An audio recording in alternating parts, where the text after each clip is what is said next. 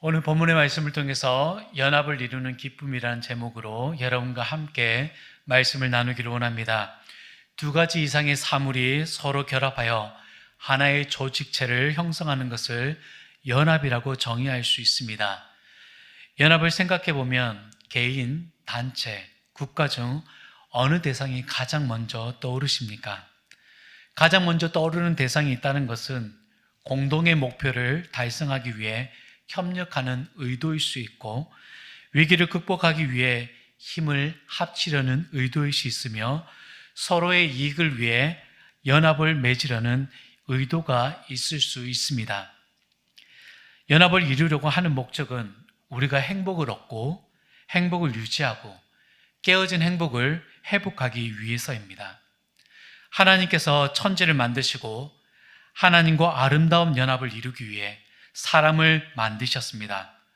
혼자서는 외로워 보여 여자를 만드셔서 서로의 모습을 통해 하나님과 온전한 연합을 이루고자 하셨습니다. 하나님께서 천지 창조를 통해 완성하신 완벽한 조화는 심히 좋았더라라는 찬사를 이끌어내셨습니다. 그러나 이 아름다운 연합은 오래 지속되지 못했습니다. 창조주께서 기뻐하시는 이 모습을 시기한 사탄이 진리에 반하는 거짓으로 유혹하며 하나님과 인간의 관계를 파괴했기 때문입니다. 아담과 하와의 순수한 사랑마저 훼손시킨 사단은 하나님께서 이루신 행복을 순식간에 앗아갔습니다. 빌립보 교회도 깊은 연합 속에서 기쁨을 누렸습니다. 사도 바울은 이러한 빌립보 교회에 대하여 1장에서 깊은 애정을 드러내며 감사를 표현했었죠. 나는 너희를 기억할 때마다 나의 하나님께 감사하며 너희 무리를 위하여 기쁨으로 간구함은 처음부터 지금까지 복음을 위한 일에 참여하고 있기 때문이라. 아멘. 그러나 이런 빌립보 교회 안에도 문제가 있었고 분열의 조짐이 있었습니다. 내외 부족으로 좋지 않은 소식을 들었을 때 바울은 감옥 안에서 답답한 심정이었을 것입니다. 4장에 나오는 유오디아와 순두계라는 두 여성 간의 불화가 공동체의 화합을 해칠 수 있다는 것을 바울은 분명히 인지하고 있었고, 공동체의 화합을 해칠 수 있다는 것을 바울은 분명히 인지하고 있었습니다. 또한 거짓 교사들의 등장으로 교회의 순수한 신앙을 훼손하고 공동체를 분열시키는 위협에 놓여져 있었습니다. 그 외에 빌립보 교회의 어려움들은 2주 전의 설교를 참고하시면 좋을 것 같습니다. 바울은 빌립보 교회가 내부적인 갈등과 외부적인 위협에 직면하여 어려움을 겪는다는 소식을 듣고 빌립보서라는 서신을 통해 공동체의 연합과 화합을 강조하고 건강한 교회 공동체를 회복하기 위한 해결책을 제시하고 있는 것입니다. 오늘 본문을 통해 우리는 어떤 문제가 있었는지 그 문제의 발생 과정을 살펴볼 수 있습니다.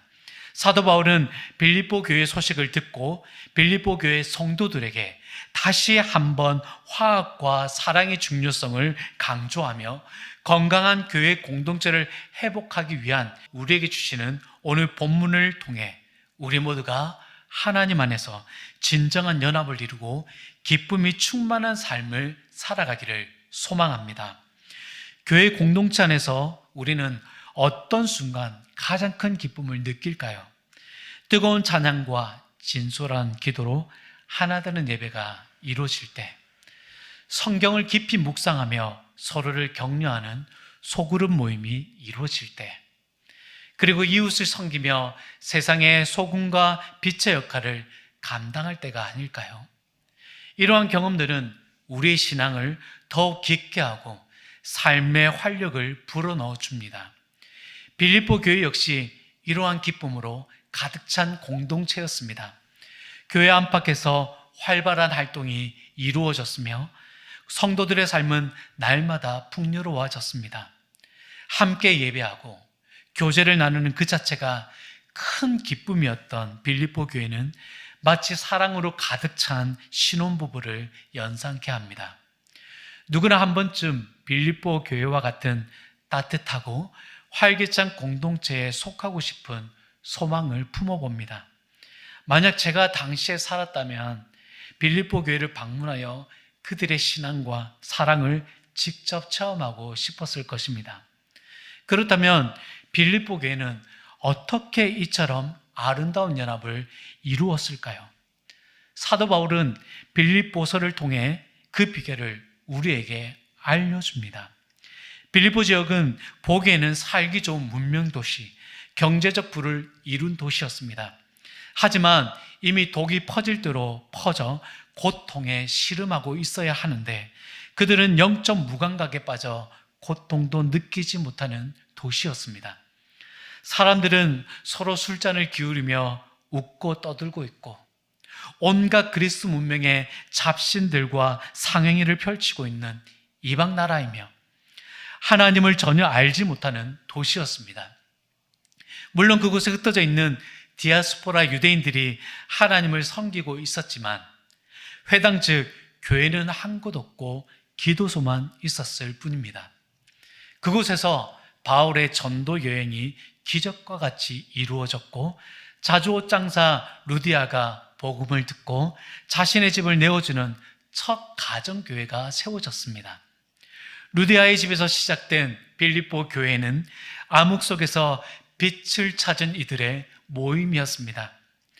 바울의 복음을 통해 하나님과의 분열과 불화가 얼마나 심각한 것이었는지 루디아는 깨달을 수 있었습니다. 사단의 음흉한 속임수에 넘어가 진리를 잃어버린 사람들에게 바울의 복음은 하나님과의 온전한 연합을 회복시켜주는 놀라운 선물이었고 빌립보 교회는 바울의 가르침을 통해 하나님의 사랑을 경험하고 그분 안에서 참된 기쁨을 누리게 되었습니다. 그렇다면 사단의 음흉한 거짓 속임수에 물들어버린 사람들에게 바울의 복음은 어떻게 하나님의 온전한 연합을 이루게 하였을까요? 1절 말씀을 함께 읽겠습니다. 그러므로 그리스도 안에 있는 무슨 권면이나 사랑의 무슨 위로나 성령의 무슨 교제나 긍휼이나 자비가 있거든. 빌립보 교인들은 바울의 복음을 통해 비로소 하나님의 사랑을 체험하고 그분과의 관계 속에서 진정한 위로와 격려를 얻었습니다. 그들은 한때 영적인 어둠 속에서 헤매던 존재였지만 이제는 하나님의 자녀로서 새로운 삶을 살게 되었습니다. 바울은 이러한 빌립보 교인들에게 하나님께서 베푸신 은혜를 끊임없이 상기시키며 그들의 신앙을 더욱 굳건히 하였습니다. 있거든이라는 표현은 빌립보 교인들이 이미 소유하고 있는 귀한 것들을 다시 한번 되새기게 하는 바울의 강력한 어법입니다. 하나님과 깊은 연합을 이루었을 때 누리는 기쁨이란 어떤 모습으로 나타나는지 살펴보기를 원합니다. 하나님과 연합을 이루는 기쁨 첫 번째는 권면과 위로입니다. 하나님과 연합을 이루는 이 기쁨은 권면 파라클레시스와 위로 파라무시오냐라는 헬라어로 나타나는데 이 두 단어는 동의어입니다. 두 동의어를 바울이 연달아 쓰게 된 이유에 대해서 김세훈 박사님은 이렇게 설명하고 있습니다. 바울이 하나의 의미로 전달하고자 했다면 사용하지 않았을 것이다. 두 단어를 하나의 의미로 권면이나 위로로 번역해서는 안 된다. 이 해석은 바울의 사고방법의 순서를 이해해야 하는데 바울은 먼저 그리스도를 중심으로 생각하고 교회 중심, 자신의 유익이라는 것으로 생각했기에 개역 성경에서 보듯이 권면, 위로로 번역하는 것이 옳다라고 말하였습니다. 동의어이지만 권면과 위로는 단순한 규칙이나 명령이 아니라 우리를 향한 깊은 사랑의 표현입니다. 하나님은 우리가 삶의 방향을 잃지 않고 올바른 길을 걸어갈 수 있도록 인도하시며 동시에 우리를 권면하시고 위로하여 주십니다. 하나님의 권면은 마치 등대와 같습니다. 어둠 속에서 길을 잃은 우리들에게 빛을 비추어 주시고 안전하게 항해할 수 있도록 인도하십니다. 믿음의 조상 아브라함은 향방 없이 살아가는 우상의 집안에서 태어난 아들이었습니다. 하나님은 아브라함을 부르시고 방향과 목적이 분명한 비전을 주셨습니다. 그리고 그의 아내 사라는 불임의 여성이었지만 그를 위로하시고 그에게 아들 이삭을 허락하셨습니다. 그리고 이후에 출애굽한 이스라엘 백성들을 보호하기 위해 하나님의 사랑이 담긴 십계명을 주셨습니다. 빌립보 교인들이 경험했던 하나님의 권면과 위로는 우리에게도 동일하게 적용됩니다. 우리가 매 순간 하나님의 음성에 귀를 기울이고 하나님의 인도하심을 따라 살아갈 때 진정한 기쁨을 누릴 수 있습니다. 믿으십니까? 아멘. 두 번째로 하나님과 연합을 이루는 기쁨은 성령의 교제로 나타납니다. 교제 코이노니아는 단순한 사귐을 넘어 공동의 목표를 향해 함께 참여하며 노력하고 삶을 나누는 것입니다. 그런데 사도 바울은 성령의 교제라는 특별한 표현을 사용했습니다. 여기서 성령애라는 수식어는 성령께서 주관하시는 특별한 관계를 의미합니다. 우리는 교회의 여러 행사에 참여할 때 때로는 피곤함이나 의무감으로 느낄 때가 있습니다. 하지만 이런 행사들의 의무가 아니라 성령께서 우리를 통해 이루시고자 하는 더 큰 계획의 일부라고 바라보아야 하는 것입니다. 우리에게도 어떤 사역이 이루어질지 모르지만 교회의 모든 사역은 우리의 영적 성장을 돕고 하나님과의 관계를 더욱 깊게 하기 위한 것이라는 것을 꼭 기억해야 합니다. 그리고 이러한 사역을 통해 영적으로 해이해진 부분을 발견하고 회복하며 다른 성도들과의 더 깊은 교제로 나아갈 수 있게 되는 것입니다. 또한 성령의 교제는 교회 행사 참여에만 국한되지 않습니다. 성령께서는 우리의 일상생활 속에서도 끊임없이 우리와 교통하시고 우리의 마음을 변화시키십니다. 묵상, 찬양, 예배 등을 통해 우리는 더욱 성령님과 친밀한 관계를 맺을 수 있습니다. 이런 모든 성령의 교제는 우리의 삶의 전반에 영향을 미치게 된다는 것을 알 수 있고 깨달을 수 있습니다. 또한 불안과 두려움이 평안과 기쁨으로 바뀌어지게 되고 관계 속에서 사랑을 실천하게 되며 영적으로 혼탁한 세상 속에서도 지혜롭게 살아갈 수 있도록 성령께서 도와주십니다. 성령의 교제를 통하여 하나님과 연합을 이룰 때 우리에게 나타나는 하나의 증거, 사랑, 희락, 화평, 오래 참음, 자비, 양선, 온유, 충성, 그리고 마지막으로 절제와 같은 성령의 열매를 맺게 하심으로 우리가 세상 속에서 하나님께 영광이 되게 하십니다. 세 번째로 하나님과 연합을 이루는 기쁨은 긍휼과 자비로 나타납니다. 이 두 단어 역시 타인의 고통을 깊이 인식하고 불쌍히 여기고 돌보아 준다는 비슷한 뜻을 가진 단어입니다. 스플랑크논 긍휼과 오이크티로모이 자비는 이 헬라어에는 심장, 창자, 내장 기관을 뜻하는데 그 의미에 맞게 깊은 연민, 가식이 아닌 마음 깊은 곳에서 솟아오르는 연민을 말합니다. 마치 자신의 일처럼 아파하며 자신의 일처럼 슬퍼하는 마음이라고 할 수 있습니다. 최근에 아파트 단지 안에서 청소차에 치여 숨진 초등학교 1학년 아이의 소식을 들었을 때 얼마나 안타깝고 아픈 마음을 느끼게 됩니까? 모두 자기의 일처럼 가슴 아파합니다. 그리고 혹시 어려움이 있는 사람을 도와주신 적이 있으신가요? 크게는 작게든 우리가 타인에게 도움을 베풀었을 때 마음 깊은 곳에서 우러나는 기쁨을 아마 느껴보았을 것입니다. 마가복음 1장에서 예수님께서 나병 환자를 고치셨을 때 그를 불쌍히 여기셨다고 하셨죠. 그 표현 긍휼, 스플랑크 니조마이가 이 단어로 쓰여졌습니다. 헬라 세계에서는 이러한 긍휼과 자비를 감정을 넘어 간절함을 표현하는 방식으로 사용했습니다. 마치 우리가 가슴이 아프다라고 말하며 깊은 감정을 표현하듯이 긍휼과 자비는 사랑의 깊이를 보여줍니다. 우리는 누구나 실수하고 잘못을 저지르는 존재라서 사실 긍휼과 자비를 필요로 하는 존재입니다. 특히 죄라는 것은 우리를 깊은 수렁에 빠뜨리고 서로를 비난하게 만드는 힘을 가지고 있지요. 에덴 동산에서 아담과 하와가 저지른 죄는 인류의 모든 죄악의 근원을 보여주는 한 사건이었습니다. 아담과 하와가 죄를 지었을 때 하나님께서는 아담에게 이렇게 물었습니다. 누가 너의 벌거벗음을 알렸느냐? 내가 먹지 말라 한 그 나무 열매를 먹었느냐? 그때 아담은 하나님께 이렇게 답하였습니다. 하나님이 내게 주셔서 나와 함께 하신 그가 그 나무 열매를 내게 주므로 내가 먹었습니다.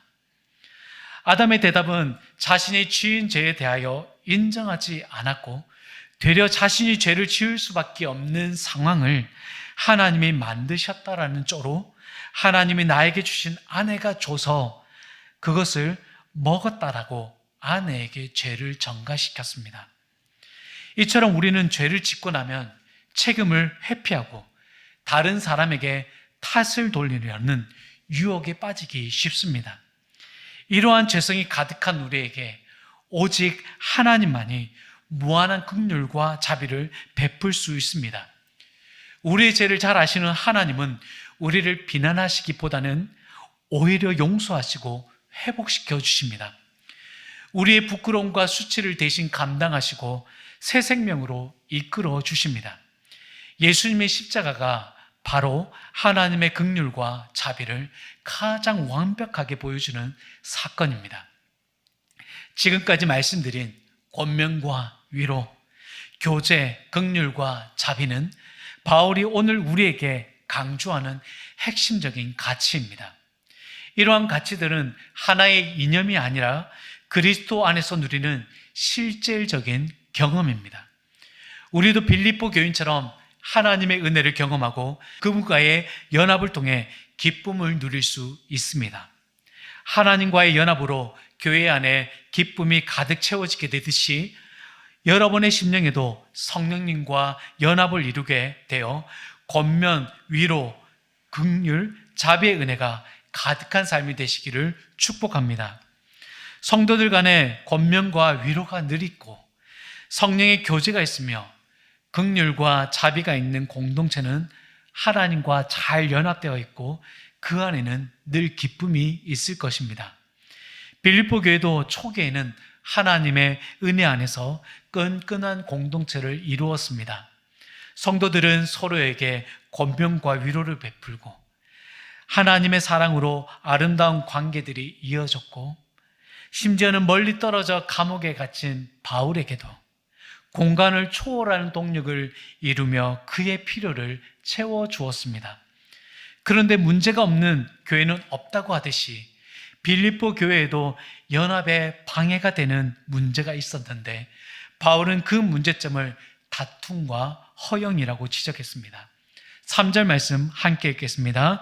아무 일에든지 다툼이나 허영으로 하지 말고. 연합을 방해하고 분열을 가져오는 첫 번째 요인은 다툼이었습니다. 다툼은 이기적인 야심에서 비롯됩니다. 이기적인 양심은 어떤 개인이나 집단이 자기들의 이익을 추구하고 그것을 이루려는 욕심입니다. 그리고 그에 맞지 않는 다른 사람들을 배제하면서 공동체의 갈등과 분쟁을 일으키는 요인이 됩니다. 특정 인물이나 주장을 중심으로 세력을 형성하고 다른 의견을 배척하며 당을 짓거나 교회 내에 서로 다른 의견을 가진 집단이 생기면 서로를 비난하며 대립각을 세워 분파를 형성하거나 지위나 권력을 얻기 위해 경쟁하고 다른 사람을 헐뜯어 권력 다툼을 일으키는 모습들도 나타납니다. 또한 다툼은 불신에서 시작합니다. 네 마리의 황소에 대한 우화가 있습니다. 어느 들판에 네 마리의 황소가 한가롭게 뛰놀고 있습니다. 황소는 풀을 뜯을 때나 잠을 잘 때 늘 함께 할 정도로 친했습니다. 위험이 닥치면 서로 힘을 합쳐 위기를 극복하였습니다. 그런데 사자 한 마리가 황소들을 호시탐탐 노렸으나 4마리를 한꺼번에 상대하기에는 힘에 겨웠습니다. 그래서 어느 날 사자는 약간 뒤처져서 풀을 뜯고 있는 황소에게 다가가 귓속말로 속삭였습니다. 야, 다른 소들이 내 흉을 보더라.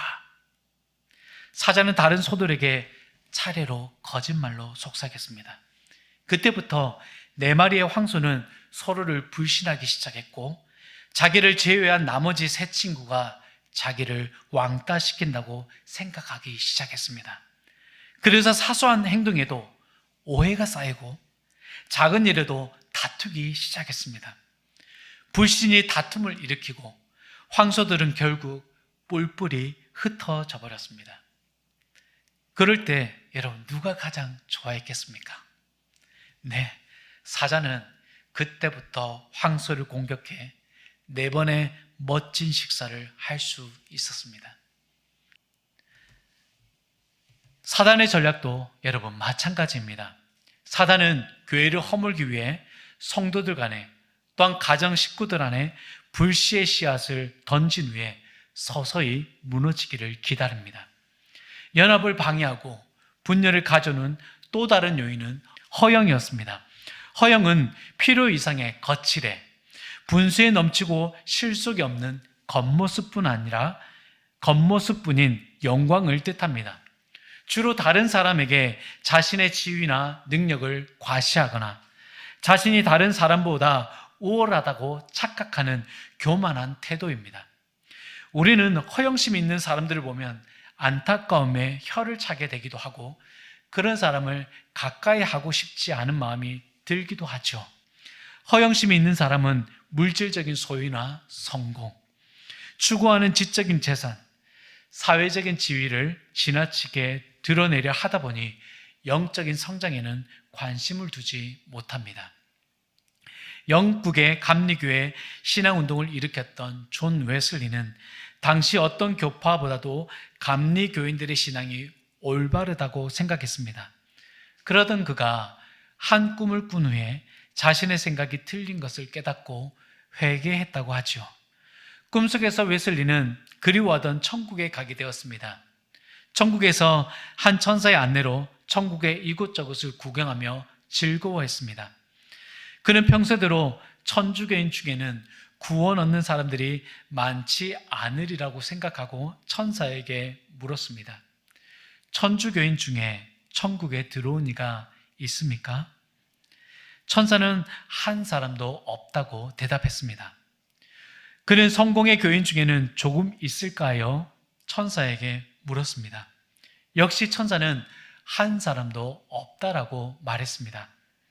이상한 생각이 들어 루터교회, 침례교회, 장로교회 교인들이 얼마나 들어왔냐고 물었지만 천사는 역시 한 사람도 없다라고 대답하였습니다. 그 말을 들은 웨슬리는 어느 교파에서 이렇게 많은 사람이 천국에 들어온 것일까? 혹은 모든 감리교인인가 의아해하면서 자신이 속한 감리교인 중에 천국에 들어온 사람이 있습니까? 라고 천사에게 물었습니다. 그러자 천사가 대답했습니다. 없습니다. 다만 오직 예수를 구주로 믿은 사람들만 들어왔습니다. 사랑하는 여러분, 허영심은 생각보다 드러나지 않게 우리 마음에 자리 잡을 수 있음을 알아야 합니다. 내가 자랑할 것은 오직 예수님과 십자가밖에 없음을 기억하시기를 바랍니다.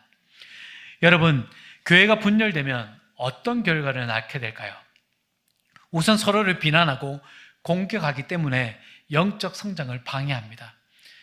이는 예전 신앙을 항상 입버릇처럼 말하게 됩니다. 성장이 없을 때 나타나는 현상입니다. 둘째는 더 이상의 목표를 향해 나아갈 수 없는 사역의 마비 증세가 나타납니다. 셋째는 외부 사람들에게 부정적인 인식을 주고 교회의 신뢰도는 떨어집니다. 넷째는 분열 과정에서 많은 사람들이 상처와 고통이 고스란히 남게 됩니다. 빌립보 교회처럼 화목했고 인내하면서 동력하던 교회 안에도 다툼이나 허영으로 인하여 연합이 깨어지고 분열이 있을 수 있었던 것을 보면서 우리는 경각심을 가져야 합니다. 끼리끼리 뭉치면서 자신들의 뜻을 이루고자 하는 태도, 자랑과 교만 같은 허영심이 보인다면 절대로 간과해서는 안 되는 것입니다. 감옥에서 빌립보 교회 안에 분열이 있다는 소식을 들었던 바울이 다시 이전과 같이 빌립보 교회가 하나님과의 연합 안에서 기쁨이 가득했던 원형을 회복하기를 바라면서 제시한 원칙들을 오늘 우리가 살펴보고 기억하며 실천하기를 원합니다. 첫 번째, 하나님의 사랑과 뜻으로 마음을 합하는 것입니다. 바울은 먼저 2절에 마음을 같이하여 같은 사랑을 가지고 뜻을 합하며 한 마음을 품으라고 말씀합니다. 2절 말씀 함께 읽겠습니다. 마음을 같이하여 같은 사랑을 가지고 뜻을 합하며 한 마음을 품어. 아멘. 각자의 방식대로 권면하거나 각자의 방식으로 위로하는 것이 아니라 하나님의 마음으로 하나님의 방법대로 하라는 것입니다. 개인의 주관적인 판단이나 감정을 배제하고 오직 하나님의 뜻에 집중할 때 연합할 수 있음을 기억하기를 원합니다. 두 번째는 겸손입니다. 사실 다툼이든 허영이든 모두 나보다 남이 못하다고 여기는 심리에서 나타나는 것입니다. 바로 교만이죠. 빌립보 교회 내에 분열을 일으킨 원인이 다툼이나 허영도 이 교만에 뿌리를 두고 있었습니다. 3절 말씀 함께 읽겠습니다.